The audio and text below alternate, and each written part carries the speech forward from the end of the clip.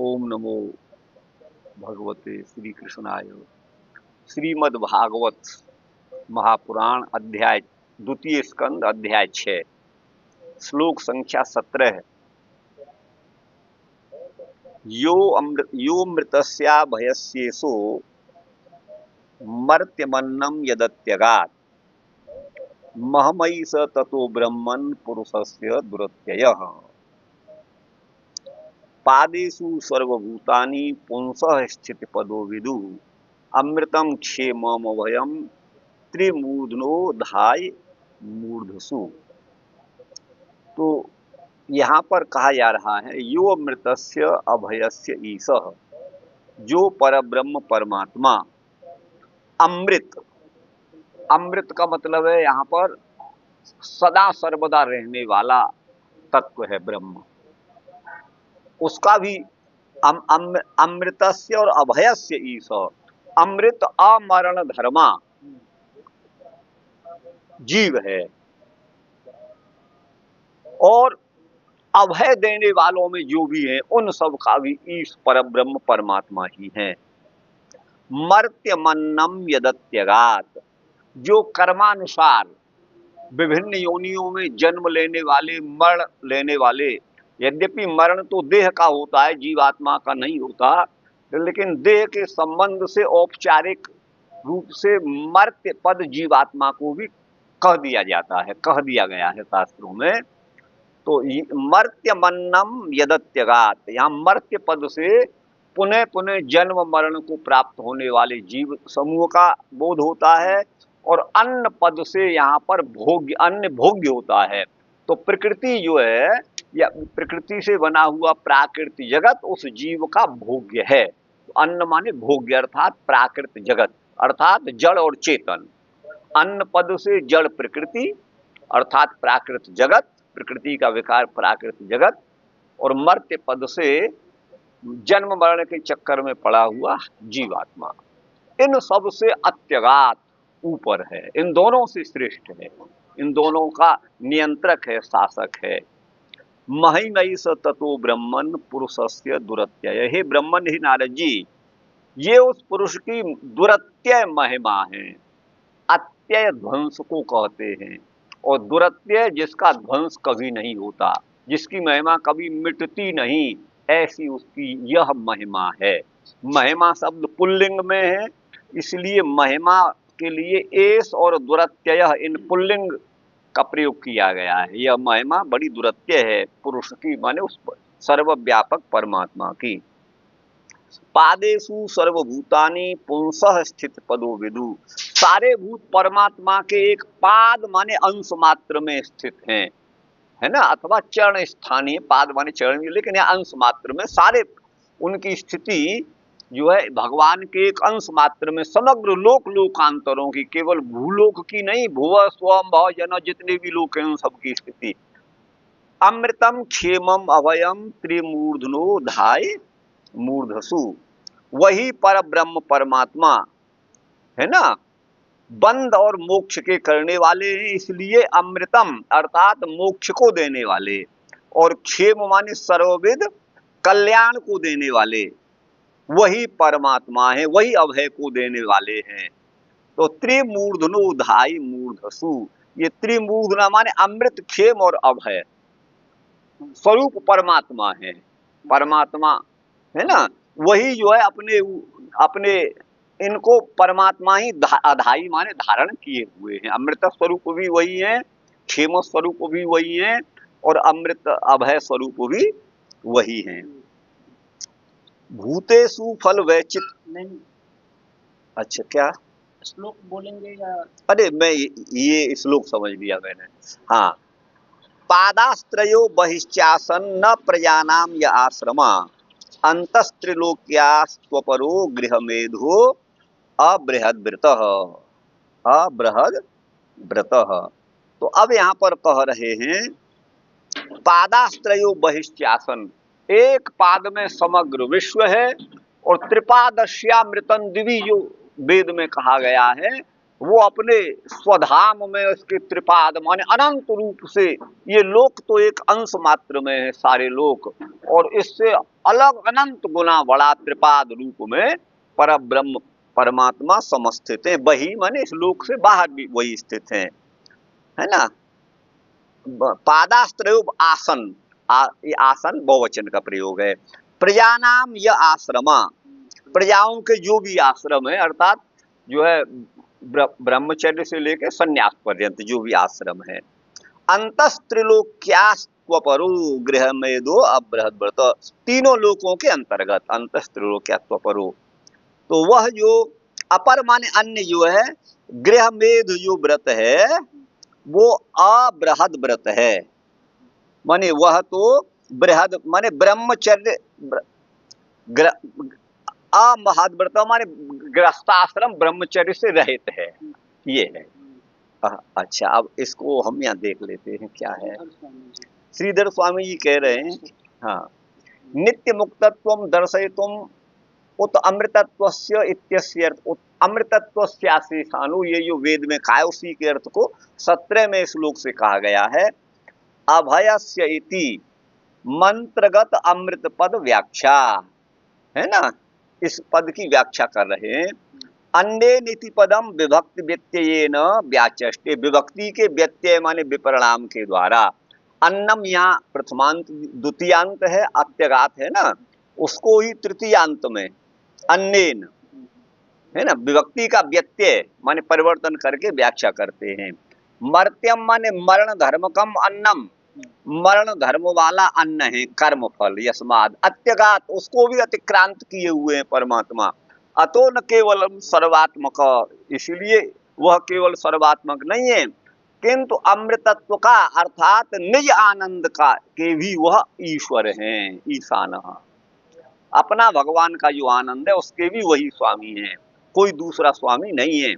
न तो प्रपंचात्मकस्य कुतो नित्य मुक्तत्व मित्याशंक्य, जो प्रपंच रूप जगत है उसको नित्य मुक्त कैसे कहा, इसकी आशंका करके परिहार के लिए कहते हैं एतावानस्य महिमा, वेद में कहा गया है, उसी की व्याख्या करेंगे। महिमा माने प्रपंचात्मकस्यापि अमृते सत्वम, प्रपंचात्मक जो जगत है, स्थावर जंगमात्मक जो जगत है उसके भी वही स्वामी हैं, ईश हैं, यही उसकी महिमा है। उसकी महिमा दुरत्यय है अर्थात अपार है। प्रपंच अनभिभूतत्वात्, क्योंकि वह भगवान प्रपंच से अभिभूत माने आक्रांत नहीं है, उससे परे हैं, अनभिभूत हैं। मंत्रेण च एतावानस महिमा विभूति सतु जायान, यह परमात्मा का महिमा है, और इतनी ही नहीं, इससे भी जायान माने महत्तर है, उससे भी महत्तर है। वदताम अयमेवार्थ, इसका यही अर्थ कहा गया है। तदेवं ईश्वरो नित्य मुक्त इति उक्तम, ईश्वर तो नित्य मुक्त है ऐसा कहा, क्योंकि वो अभय अमृत का भी ईशान है। तदाश्रितानाम भूतानाम, ब्रह्म के आश्रित जो भूत हैं उनके बंद मोक्ष की व्यवस्था भी करने वाला भी वही है, इस बात को दिखाते हुए पादोस्य विश्वाभूतानि, इसके अर्थ को कहते हैं। तिष्ठन्त्यत्रेति स्थितयो भूरादिलोका, भू आदिलोक जो है यहाँ पर कहे गए हैं। वही पाद माने, पादा माने अंशा यस्य, सारे लोक जिसके अंश मात्र हैं।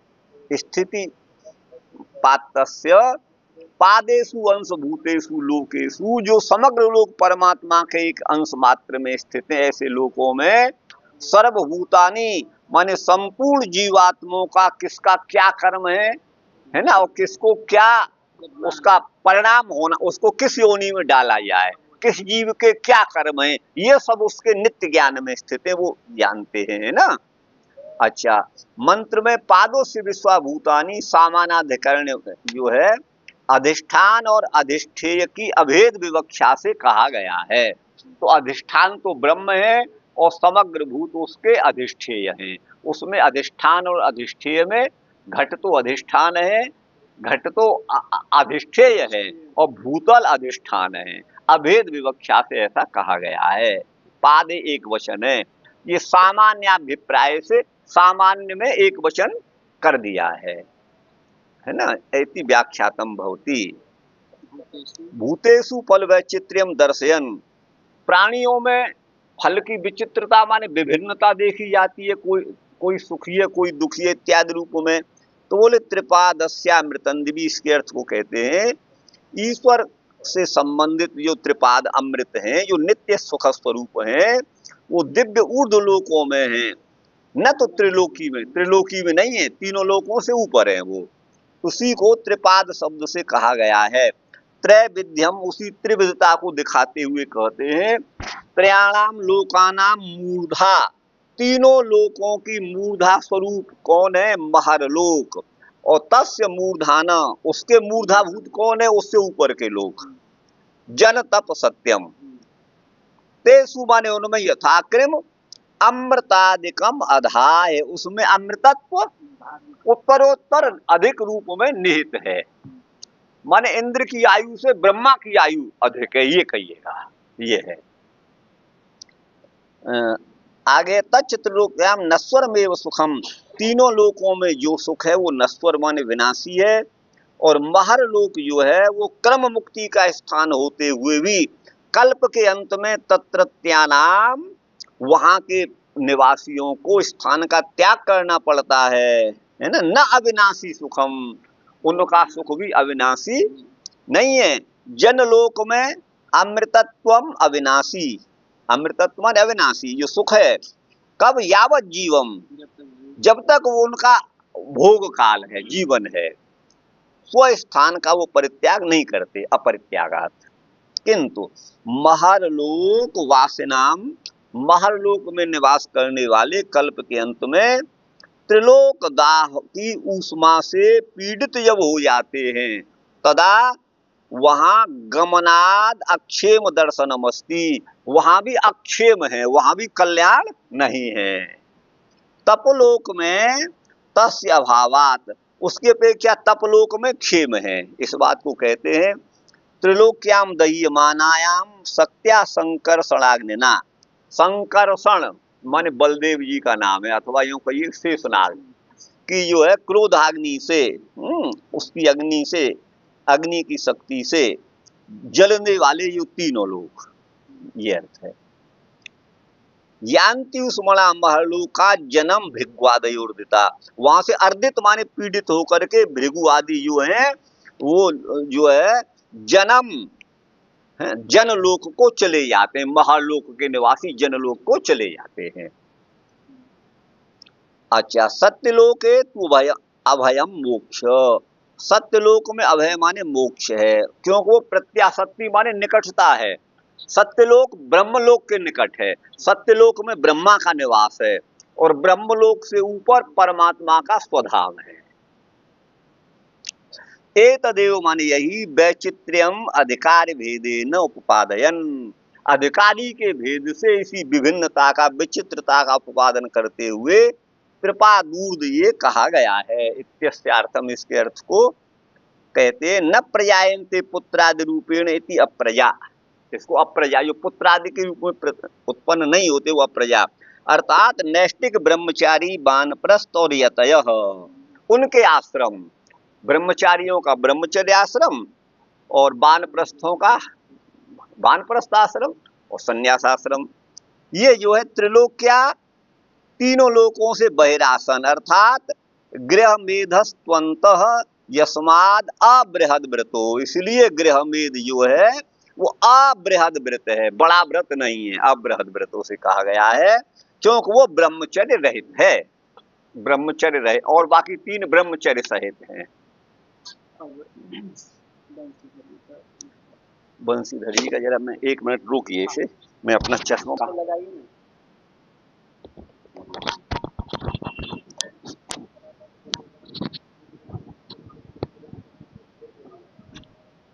कहाँ से है गुरु भाई? यहाँ से, ये बंसीधर जी का 18 हो 16 हो गया यहाँ से। परमेश्वर अमृत के भी ईश हैं, प्रभु हैं, भोक्ता माने रक्षक हैं, भोग देने वाले, भोजयता, या भोक्ता का अर्थ भुज पालन माने पालन करता है। भुज धातु का पालन करना भी अर्थ है और खाना भी अर्थ है। पालना व्यवहार है, तो वो दाता है। स्वर्गीय सुधा व्यावृत्ति के लिए माने स्वर्ग की अमृत की भी व्यावृत्ति निवृत्ति करने के लिए कहा। अभयस्य संसार भय रहितस्य अमृतस्य, संसार के भय से रहित वो अमृत के भी ईसत्व में माने शासकत्व में हेतु है। मर्त्य माने मरण धर्म के जो अन्न है, अर्थात वैषयिक सुख है। यद ये तो अदत्य का वैषयिक सुख का भी वो अतिक्रांत करने वाले हैं, उससे भी बड़े सुख हैं। न ही अमृत भोजने चणक चरवणम रुचते, अमृत को खाने वाला चना चबाने से प्रसन्न नहीं होता। उसे चना चबाना, चणक चने को कहते हैं, चणक चरवण उसे अच्छा नहीं लगता। यदि तू कौतुक वसात कदाचित चरवयती, यदि कदाचित चना खाता भी है कौतुक वश, तो अनासक्ति भाव से ही। उसी तरह से अंतर्यामी के विषय में भी समझना चाहिए। अहम ही सर्वयज्ञानाम भोक्ता च प्रभुरेव च, भगवद गीता। मैं ही सभी यज्ञों का भोक्ता हूँ, माने यज्ञ में जो भी हम आहुति देते हैं वो भगवान ही उसके भोक्ता ही मानिएगा। अथवा भोक्ता माने सबके पालक और प्रभु, भोक्ता माने पालक और प्रभु भगवान ही हैं इत्यादि दृष्टि से भोक्तृत्व का व्यपदेश भी या तद अनतिक्रम एवं, उसका भी कोई यहाँ पर अतिक्रमण नहीं। भगवान को भोक्ता माना जाए माने यज्ञों का भोक्ता, माने यज्ञों के फलदाता वही हैं, भगवान ही। एकस्तयो खादति पिप्पलान्नम अन्यो निरन्नोपि बलेन भूयान, इसका अर्थ आप समझते हैं। उसमें तयो माने जीव और ब्रह्म, इन दोनों में जीव रूपी पक्षी तो पिप्पलान्न माने कर्म फल का आस्वादन करता है, खाता है, और अन्य निरन्न अन्न के बिना भी, भोग के बिना भी बलवान है, वो ब्रह्म है।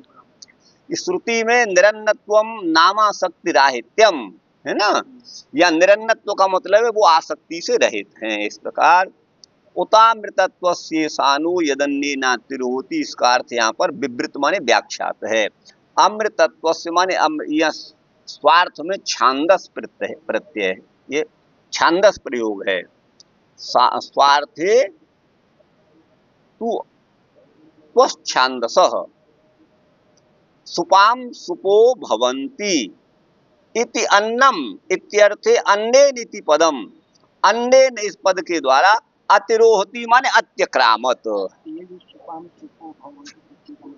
एक तो सुपाम सुलुक है सूत्र, तो सुपाम सुपो भवन्ति, या तो इसका अर्थ है सुपों को सुप होते हैं, सुपों को सुप माने सुप्तशी आदि ये होते हैं। अब ये किस अर्थ में दिया है?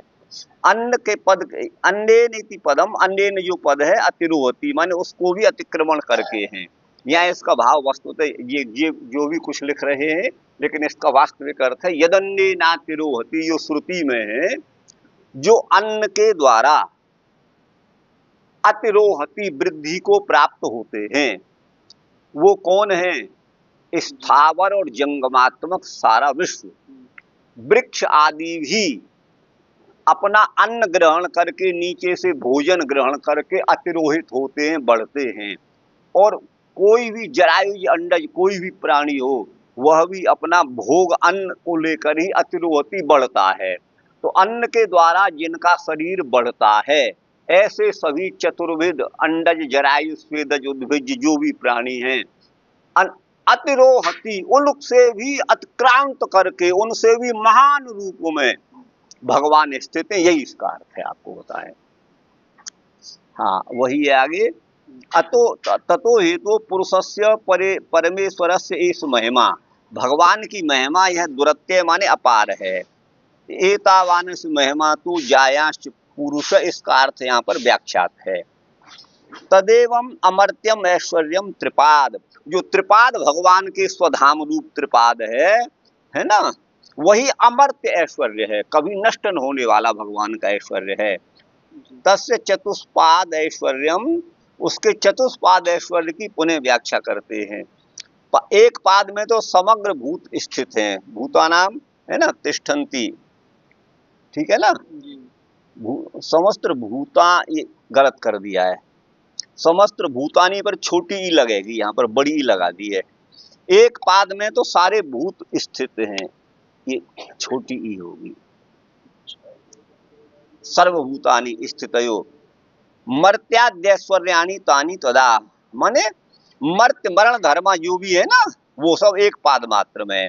यहाँ इति एव अधिष्ठान भूतानि यस्य तस्य स्थिति पदस चतुर्षु पादेषु ऐश्वर्य भोगेषु, चारों ही पाद भगवान के जो है उनमें ऐश्वर्य भोगों में सर्वभूत जो है पार्षद पर्यंत, भगवान के जो पार्षद पर्यंत हैं वो पादा एव अधिष्ठान भूतानि पादान दर्शयति, वो अधिष्ठान भूत हैं भगवान के जो पार्षद हैं।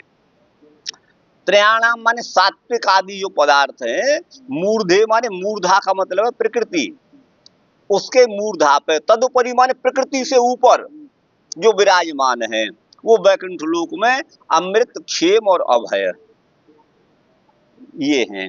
वो नित्य धृतम माने नित्य ही अमृत और क्षेम और अभय वहां रहता है। उसके पूर्व मर्त्यान मात्रात्मकत्वाद एक पात्वम, मर्त्य मरण धर्मा जो भी है वो भगवान के एक पाद माने अंश मात्र में स्थित हैं। उत्तर से अमृताद त्रयात्मकत्वाद, आगे जो त्रिपाद हैं भगवान के वो अमृतात्मक हैं।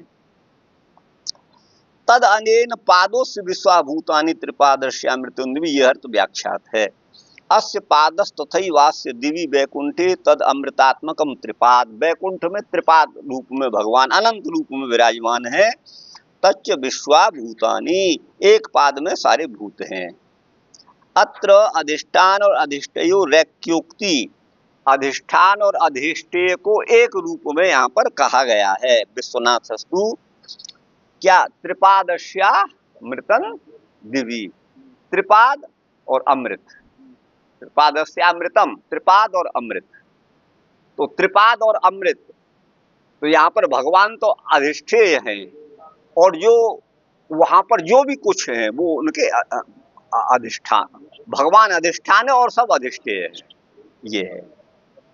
विश्वनाथस्तु तस्य मायिकी रमायिकीर विभूतिर विभज्य दर्शयति, माया क्या है, रमा है, मायिकी और नहीं है, मायिकी और अमायिकी विभूति बहुवचन है, माया की और माया से अभिन्न अमायिक, भगवान की मायिक विभूति और अमायिक विभूति, उनका दो श्लोकों से बोध करा रहे हैं। स्थिति सर्वलोक पालनम पादात चरणार विंदाद यस्य स्थितिपात, सारे लोग जिस पर स्थित हैं, है ना, तस्य पुंसो पादेषु अंशभूतेषु मायिक अमायिक देशेषु सर्वभूतानि बद्ध मुक्त जीवान विदु, जीव बद्ध भी होते हैं और मुक्त भी होते हैं।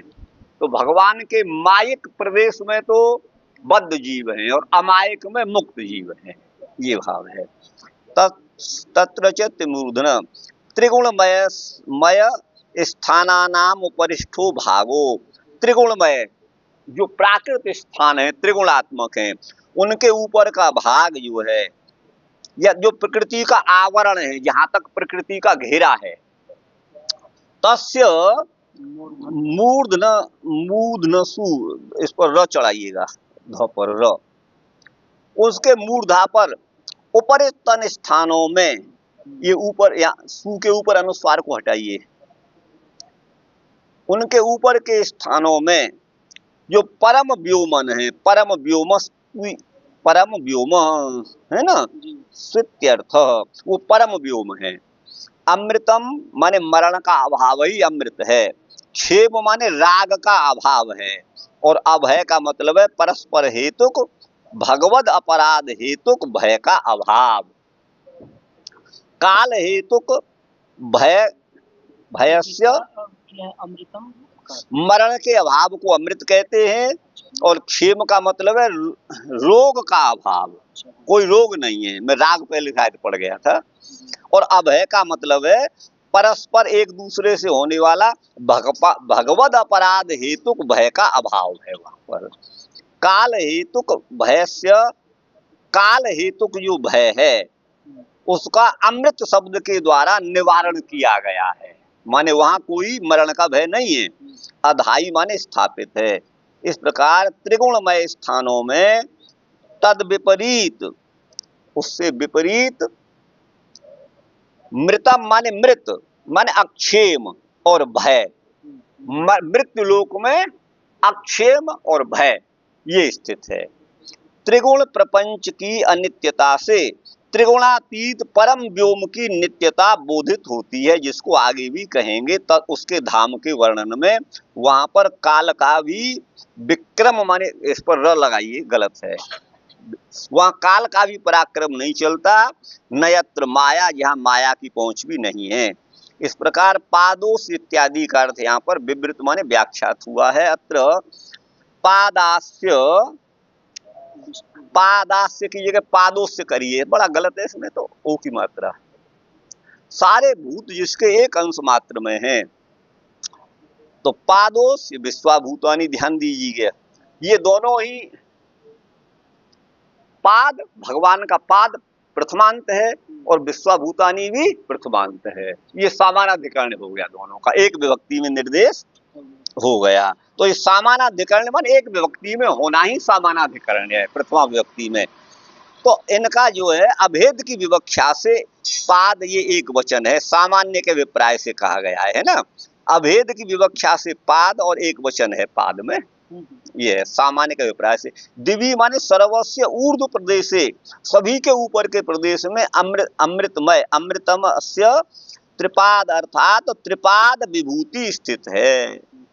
त्रिगुणात्मकत्वा तस्या, बाकी ये संसार तो त्रिगुणात्मक है। सप्तलोकों में उसकी प्रत्याशक्ति से, मोक्ष की प्रत्याशक्ति से सन्निहित है। जैसे गंगा तट पे आगत हुआ भी गंगा में गया है, गंगागत कहा जाता है, उसी प्रकार यहाँ पर मोक्ष में सन्निहित को भी मोक्ष ऐसा कहा जाता है।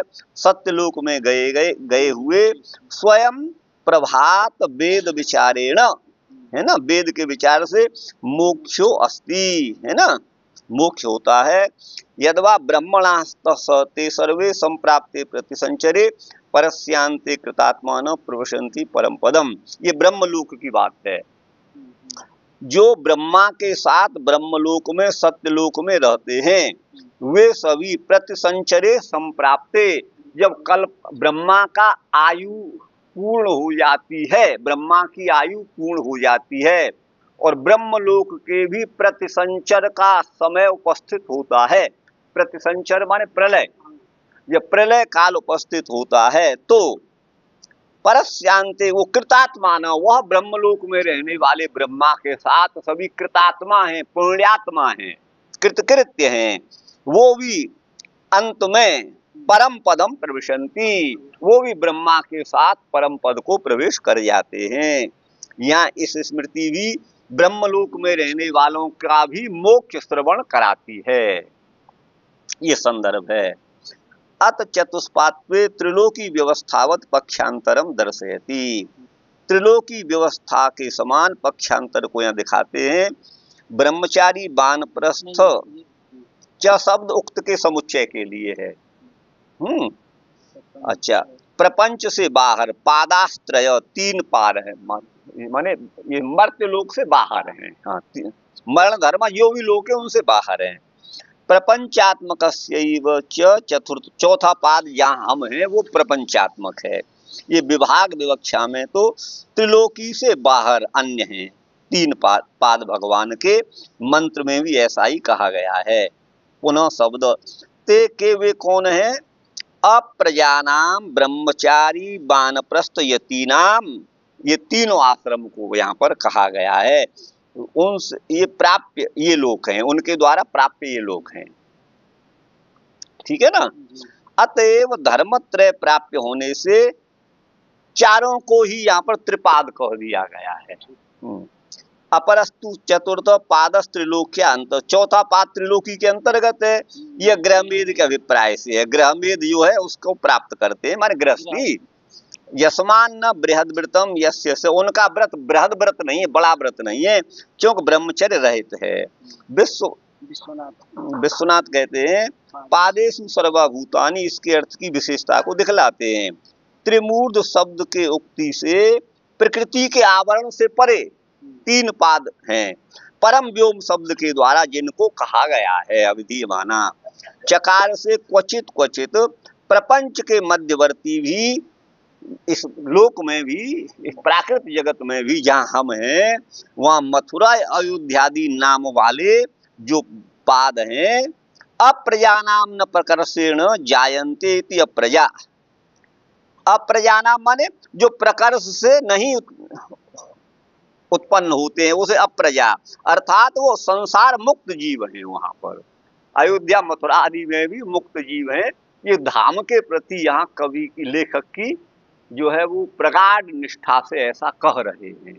बाकी तो हम भी मथुरा ही में रह रहे हैं, हम मुक्त हो जाएं इसकी तो गारंटी हम नहीं ले सकते, और बड़ा असंभव लग रहा है इस जगत में, इस जीवन में। तो क्योंकि मुक्ति के लिए जो सर्वथा चित्त शुद्धि, सारे विषयों का त्याग, सारी कामनाओं का त्याग हमारे जीवन में नहीं है। हम भले दिन भर शास्त्र का अध्ययन करें, जो भी कुछ करें, लेकिन वो लक्षण हमको नहीं लग रहे हैं, और हमें और किसी में भी ज्यादातर नहीं दिखाई देते। आपको बता दें, कोई बड़े बड़े ज्ञानी और उनको हम देखते हैं तो वहाँ अहंकार से भरे हुए होते हैं, सांसारिक भाव से, वो भी बड़े ओतप्रोत हैं। केवल धाम अगर मुक्त कर देगा तो इस धाम में तो गाय काटने वाले भी रह रहे हैं। तो इसलिए इस पर हमें ज्यादा विश्वास नहीं होता। हाँ, भगवान का यहाँ प्रादुर्भाव हुआ, इस भूमि में संत महंत अधिकतर जो है अपना तपस्यारत हैं, तो अन्य स्थानों की अपेक्षा इसका महत्व तो है। यहाँ पर सहज में भगवान के प्रति मति बुद्धि लग जाती है, इतना ही मूल्य है। लेकिन उस बुद्धि के द्वारा हम अपने जीवन से दोषों का निराकरण नहीं करते हैं, तो केवल मथुरा और अयोध्या में रहने मात्र से कुछ नहीं होने वाला है। आपको बता दें, ऐसा हमारा मत है, बाकी तो इनका ये है। आगे कहा जी, तेषाम आश्रमा स्थानानि आश्रमणाम आश्रम स्थानम न तेषाम नित्यत्वम आश्रमाणाम, ये म पर आ का डंडा लगाइए, इस पेज में बहुत गलती है।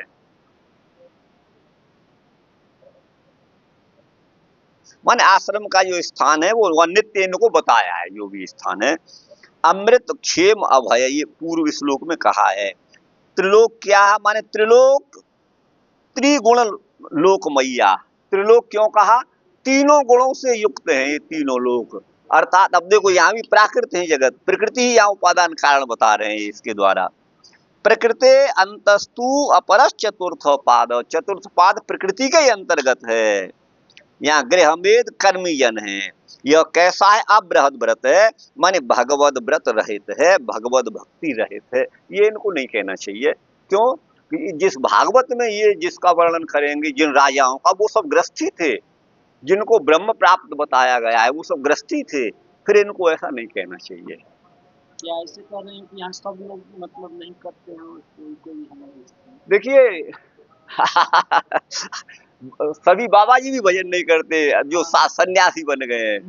वो अयोध्या में एक वो था अवस्थी, हमारे आते थे तो बताते थे, वहाँ 75% साधु उधर, आप बुरा मत मानना, आप भी बिहार के हैं, तो उधर से आ करके वो छिपते थे। तो कोई कतली है, कोई कत्ल करने वाला है, कितनी कत्ल करी है किसी ने, ये सब थे वहां पर। आप उस बेस में छिपते हैं, ये सबको आश्रय देता है, आपको बता दें।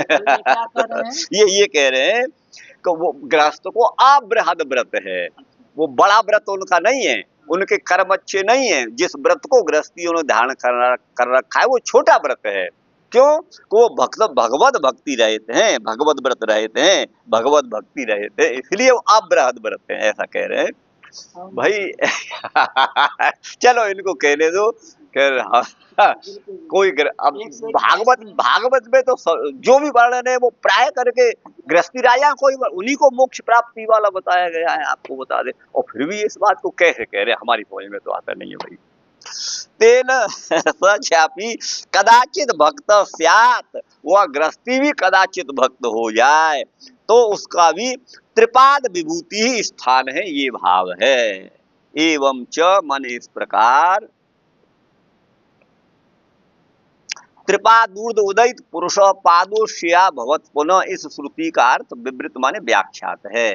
और स्मृति भी त्रिपाद विभूति यहां से लेकर के श्रिया भूम्याच समृतम यहां तक इत्यंता यहां तक संदर्भ धृत अत्र अनुसंधेया इस संदर्भ का यहां पर अनुसंधान करना चाहिए, खोजना चाहिए। ये 19 हो गए, अब 20वां चलिए, ठीक है ना। श्रुति विचक्रमे विश्वं शासनानसने उभे यद विद्या च पुरुषस्तु भयाश्रयः यस्मादंडम विराट यज्ञे भूतेन्द्रिय गुणात्मकः तद द्रव्य मत्यगाद विश्वम गोभी सूर्य एवा तपन।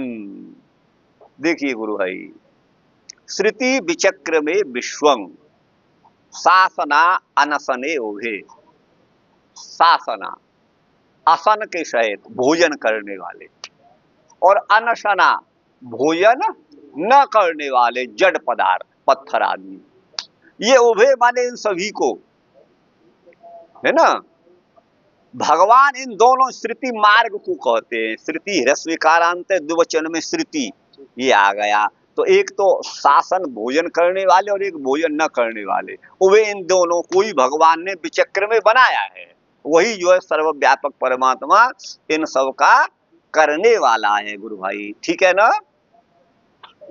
हाँ अच्छा, यद विद्या च पुरुषस्तु भयात्मक, जो यद अविद्या च जो अविद्या और विद्या, ये पुरुष जो है उभयाश्रय है, अविद्याश्रय भी और विद्याश्रय भी है। अविद्या माने माया, माया से बना हुआ देह, इस देह में जीवात्मा का निवास, इसलिए अविद्या का आश्रय लिए हुए है। और विद्याश्रय ये जो अविद्या से बना हुआ, प्रकृति से बना हुआ देह, ये विद्या माने ज्ञान रूप जीवात्मा से जो ज्ञान स्वरूप है, उसी के आधार पर ये है। जीवात्मा ने ही इस देह को धारण कर रखा है, जीवात्मा ही इसका धारण करने वाला है। उभयाश्रय पुरुषस्तु उभयाश्रय, इसलिए उभयाश्रय है, ऐसा यहाँ पर कहा दिया। यस्मादंडम विराट यज्ञे भूतेन्द्रिय गुणात्मक, इसलिए विराट पुरुष ने अंड को, महदंड को यज्ञ माने उत्पन्न किया। कैसा था वो ब्रह्मांड, है ना, तो बोले भूत इंद्रिय और गुणात्मक है, उसका स्वरूप भूतमय है, और इंद्रियमय है और गुणमय है, ठीक गुरु भाई, भूतेन्द्रिय गुणात्मक है। यद द्रव्यम अत्यगाद विश्वम तद द्रव्यम, वह द्रव्य जो है वो जो है अत्यगाद विश्वम, इस द्रव्य रूपी वस्तु रूप विश्व को, तद माने वह ब्रह्म, अत्यगात इसको बना करके इसमें प्रविष्ट तो हुआ, लेकिन इसके बाहर भी वो स्थित है, अत्यगात इसका अतिक्रमण के भी वह स्थित है। कैसे? गोभी सूर्य एवातपन, जैसे सूर्य जो है, गोभी माने अपने किरणों के द्वारा, यहाँ गोपद गाय का वाचक नहीं है, यहाँ गोपद इंद्रियों का वाचक भी नहीं है, यद्यपि गोपाल इंद्रियां भी होती हैं। गोपाल जो अपने इंद्रियों को बस में करे, लेकिन हम जैसों का नाम तो हो सकता है, लेकिन वो है नहीं। यहाँ गो का अर्थ किरण है, जैसे सूर्य अपनी किरणों के द्वारा विश्व को तपाता है ना, तो वहां भी है और उसके ऊपर भी है। जैसे कोई पदार्थ रखा सारी पृथ्वी को तपा रहा है, तो वहां भी सूर्य की किरणें हैं और उसके ऊपर भी है। ऐसे ही ब्रह्म जो है सारे विश्व में भी और अत्यगात इसके अतिरिक्त भी है। मैं ऐसा अर्थ कर रहा हूं, ये क्या करेंगे मालूम पड़ेगा। आगे यदास्य नाभ्यान नलिनात् अहमासम महात्मनः नाविदम यज्ञ संभारान पुरुषावयवाद ऋते। बोले यदा, ब्रह्मा जी नारद जी से कह रहे हैं, लाला सुन बेटा नारद, यदा माने जिस समय इस महान आत्मा परमात्मा से, अस्य महात्मन, इस महान आत्मा माने परमात्मा से, परमात्मा की नाभि नलिन से, नाभि में उत्पन्न होने वाले कमल से, अहमासम मैं उत्पन्न हुआ, ब्रह्मा जी कह रहे हैं मैं प्रकट हुआ। तो नाविदम प्रकट तो हो गया, लेकिन मैं कुछ जान नहीं पाया कि हमको क्या करना है, मैं कैसे करूं, कौन हूं। यज्ञ संभारान, यज्ञ माने विश्व निर्माण रूप यज्ञ के संभार माने साधन क्या क्या है, इस विश्व को किस रूप में बनाऊं, इस बात को नाविदम मैं नहीं समझ पाया। पुरुषावयवाद ऋते, पुरुष के अवयवों के छोड़कर और मैं कुछ नहीं जान पाया। तेसु यज्ञस्य पशव स वनस्पतय कुशा, ठीक है ना।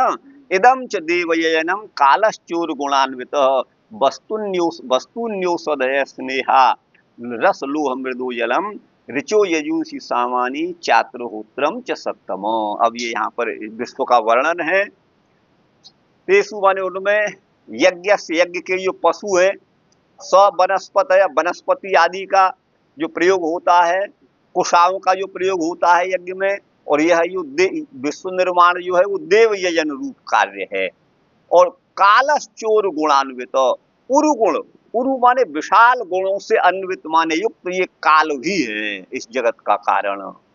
वस्तु, औषधि, स्नेह, स्नेहमय, स्नेहमय माने जो तरल पदार्थ हैं, जैसे तेल हो गया, जल हो गया, ये सब स्नेहा, रस, लोह और मृद माने मिट्टी और जल, ऋचो ययुषि सामानी और चातुर्होत्रम च सप्तम, सप्तम प्रयोग नारद जी के लिए संबोधन है। सप्तम, हे श्रेष्ठों में भी श्रेष्ठ, हे नारद जी। ये अब यहाँ ये सब वर्णन किया है गुरु भाई। अब इसको देखते हैं ये क्या, चातुर्होत्र यज्ञ होता है, हाँ।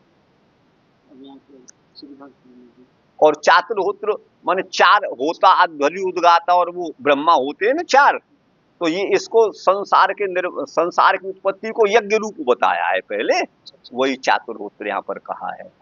ये यज्ञ रूप कहा है ना, यज्ञ, यज्ञ संभारान ये कहा है 22। हाँ। अयम च अधिकार भेद, अधिकारी के भेद में एक से एक काई अवस्था भेद से नवत्यंत भिन्न विषय, 99, नवति, नवति माने 90 है, नवत्यंत 90 संख्या नहीं, नवति नहीं, नतु, न तो अत्यंत भिन्न, मैं नवति पढ़ रहा हूँ, ये अत्यंत भिन्न नहीं है। एक काई स्थान भेद से, न तो अत्यंत भिन्न, ये अत्यंत भिन्न नहीं है, एक ब्रह्म एक ही है सब जगह, स्थान भेद से उसको ऐसा ये है। विश्वंग नित्य से अर्थमाह, है ना, विश्वंग इसके अर्थ को कहते हैं। श्रुति, श्रुति मार्ग को कहते हैं।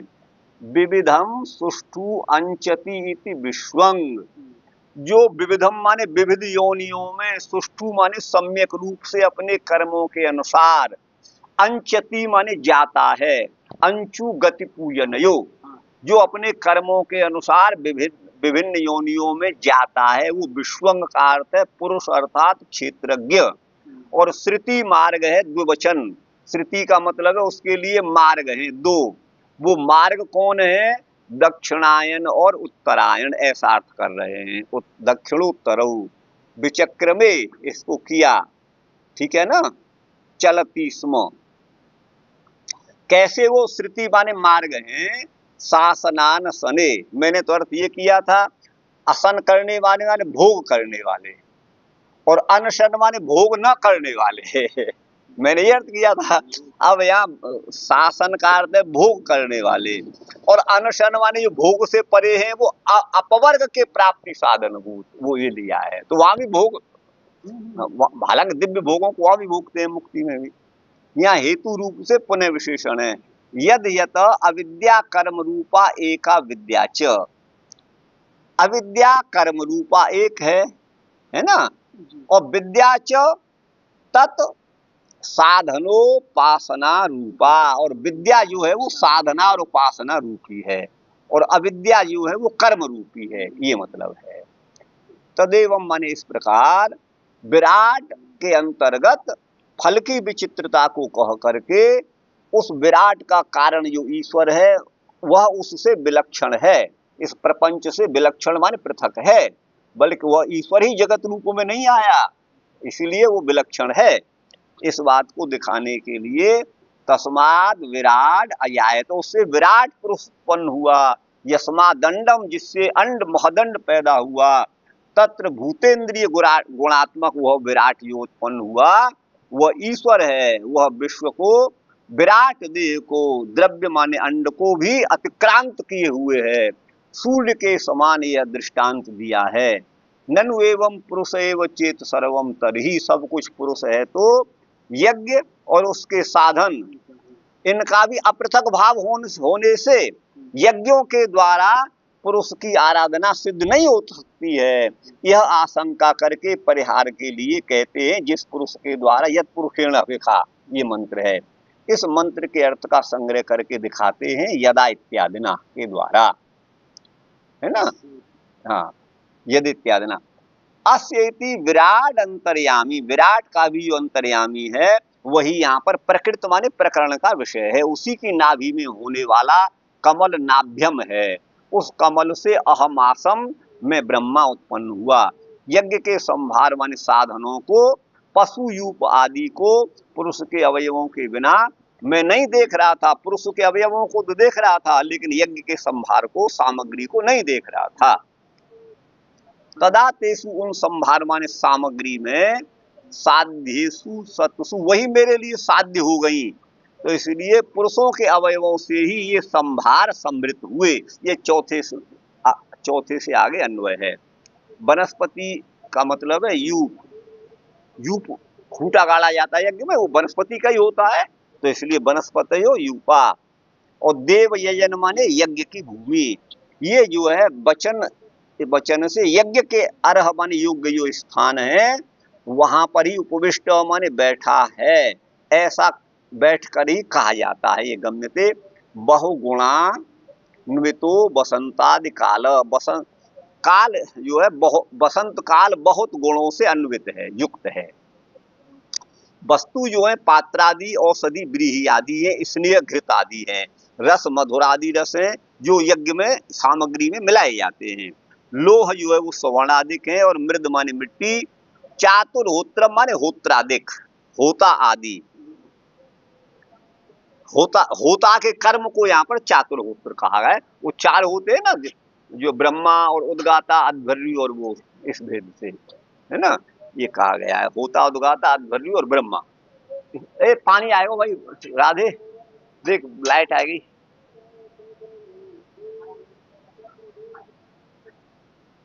एक मिनट रोकेंगे। कितने? 20वां। ये 24 तक है ना। हाँ, तो चालू करिए। उक्त लक्षणेन एक पाद त्रिपाद विभूतिर जीव एवं।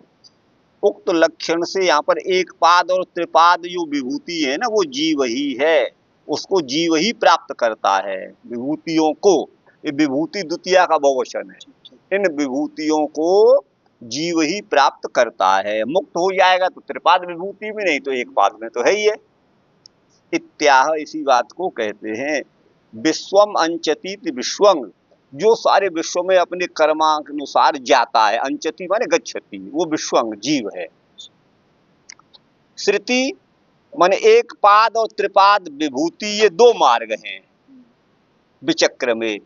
यहाँ लट के अर्थ में लिट है ना, लट के अर्थ में यहाँ पर लिट लकार का प्रयोग है।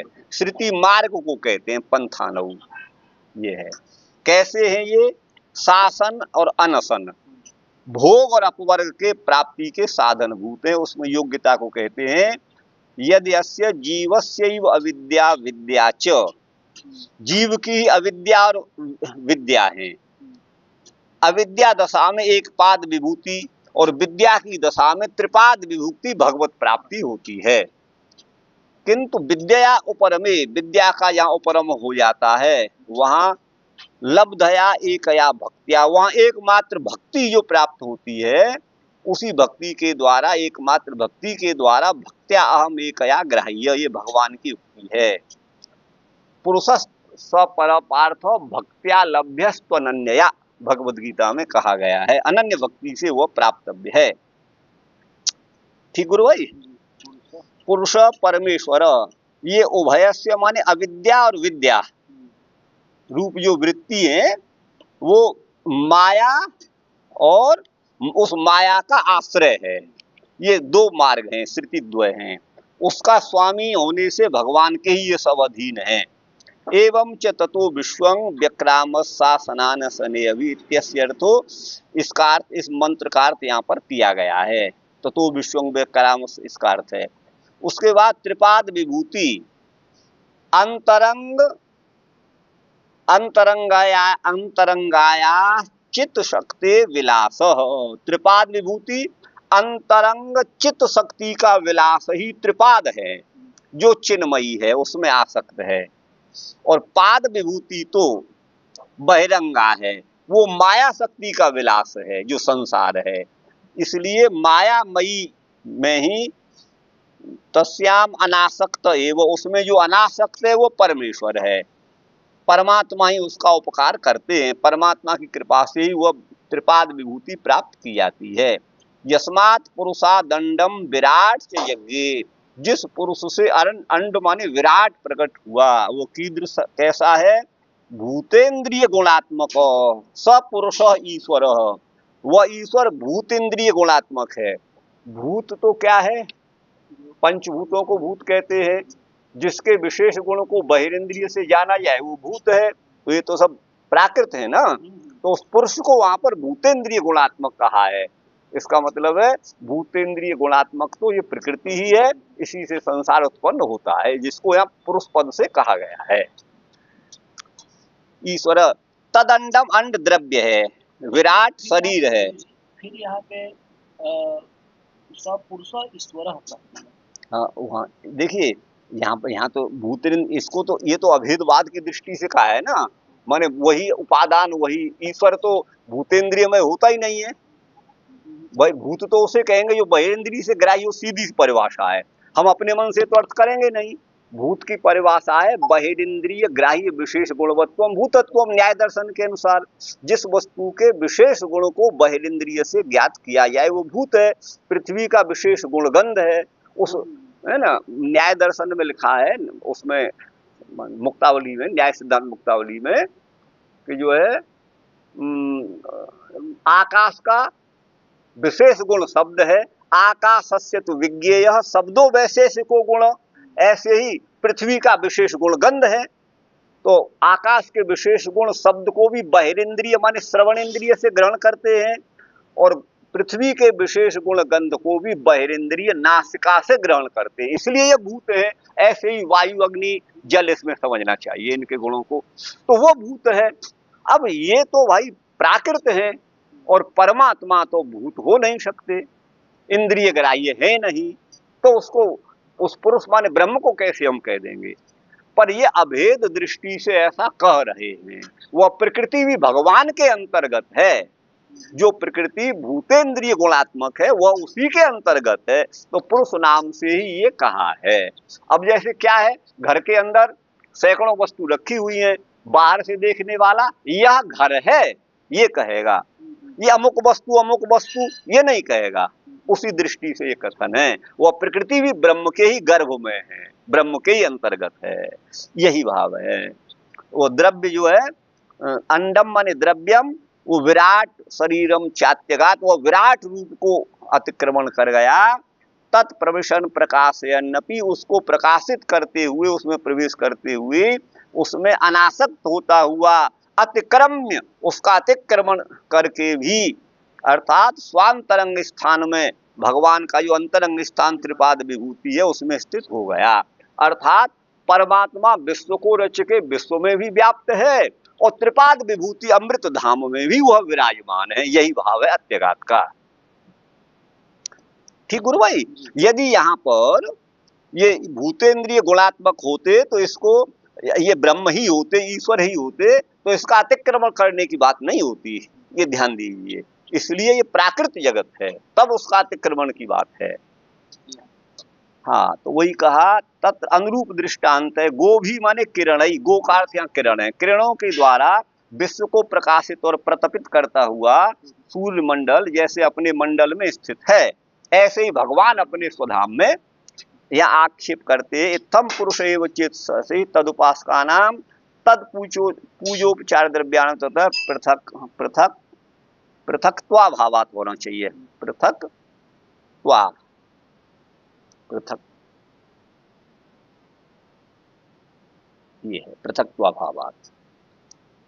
यहाँ पर पुरुष ही सब कुछ है, चेत सर्वम, सब कुछ यदि पुरुष ही है माने ब्रह्म ही है, तरही माने तो तदुपासका नाम, ब्रह्म के उपासक जो जीव हैं उनको पूजा के लिए जो उपचार द्रव्य आदि की का कथन किया गया है, तो वो भी उससे अपृथक है। ततः पृथक्त्वा अभावात, वो भी उनसे अपृथक है, अभिन्न है। तो प्राप्ति का साधन और उसका परिचरण कैसा हुआ? माने वो तो वही है, जो साधन है वो ब्रह्म ही है, तो ब्रह्म के द्वारा ब्रह्म की साधना, ये तो उचित नहीं है। बोले तम बिना वस्तु तो वस्तुअंतरा भावात, ये भाव है भगवान के बिना दूसरी वस्तु का अभाव है। इसका मतलब इतना ही है कि कोई वस्तु ऐसी नहीं है जो भगवान से रहित हो, जिस वस्तु में भगवान व्याप्त न हो, यही इसका भाव है। और अगर ये अर्थ करेंगे कि भगवान के अलावा कोई वस्तु है ही नहीं, तो फिर साधना काय को करो, और कौन करे और किसकी करे, सब ब्रह्म ही तो है, फिर साधना का क्या मतलब है? इसका केवल इतना ही मतलब है, और दूसरा मतलब नहीं है। तस्य परिचरणस्य आवश्यकत्वाच्च, उसकी परिचर्या आवश्यक होने से पार्थिव गंध पुष्प आदि के द्वारा जैसे पृथ्वी का आराधन है, वैसे ही तदात्मक देव वस्तु भी, जो वस्तु भी माने पुष्प फल इत्यादि जो है वो तदात्मक माने ब्रह्मात्मक है, ब्रह्मात्मक वस्तुओं से उसका आराधन सिद्ध होता है। यहाँ पर तदाज्ञा, भगवान की आज्ञा ही इसमें प्रमाण है। इस बात को दृष्टांत से देते हैं, यदास्येति, इस श्लोक के द्वारा इन्होंने कहा है। ठीक है ना? तो ये अभेदवाद में ही ये भी पर्यवसित हो रहे हैं, माने सब भगवदात्मक हैं। या भगवदात्मक होने का इतना मतलब है कि भगवान उन सब वस्तुओं में व्याप्त हैं, वो वस्तु भगवान नहीं है। अगर वस्तु भगवान है, पुष्प फल द्रव्य चंदन इत्र सब भगवान है, तो हम भी भगवान हैं, फिर हम किस भगवान की आराधना करें? इसलिए हम भगवान नहीं है, हम सब में भगवान व्याप्त हैं, बस यही है, और कोई दूसरा भाव नहीं है। सत्तम का मतलब श्रेष्ठ, सत्पुरुषत्वात् तुभ्यम इदम कथयामि, माने यू आर जेंटलमैन, आप सभ्य पुरुष हो नारद जी, इसलिए तुमको बता रहा हूं, ऐसा ब्रह्मा जी कह रहे हैं।